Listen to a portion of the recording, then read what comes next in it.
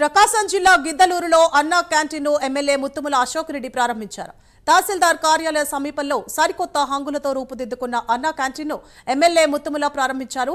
పేదవాడి ఆకలి తీర్చడమే కూటమి ప్రభుత్వ లక్ష్యమని, అన్నా క్యాంటీన్ ప్రారంభంతో పేదవాడి కడుపులు నిండుతాయని ఎమ్మెల్యే అశోక్ రెడ్డి అన్నారు.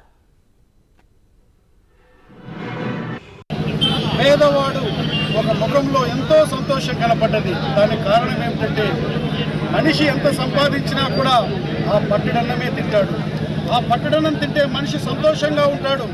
అటువంటి సంతోషకరమైనటువంటి పరిస్థితిని అధికారంలో వచ్చినట్టు గత వైఎస్ఆర్ ప్రభుత్వం అధికారంలోకి వచ్చిన తర్వాత అన్న క్యాంటీన్ పేరుని ఇష్టం వచ్చినటువంటి పేరు మార్చుకున్న వారికి ఇబ్బంది లేదు, కానీ పేదవాడు 3 పూటల సంతోషంగా తినేటువంటి భాగ్యాన్ని కరువు చేసింది వైఎస్ఆర్ ప్రభుత్వం, నాటి ముఖ్యమంత్రి జగన్మోహన్ రెడ్డి. ఇచ్చిన మాట మేరకు గౌరవ ముఖ్యమంత్రి నారా చంద్రబాబు నాయుడు గారు, అలాగే గౌరవ ఉప ముఖ్యమంత్రి పవన్ కళ్యాణ్ గారు ఈరోజు అన్నా క్యాంటీన్ని తిరిగి ప్రారంభించారు.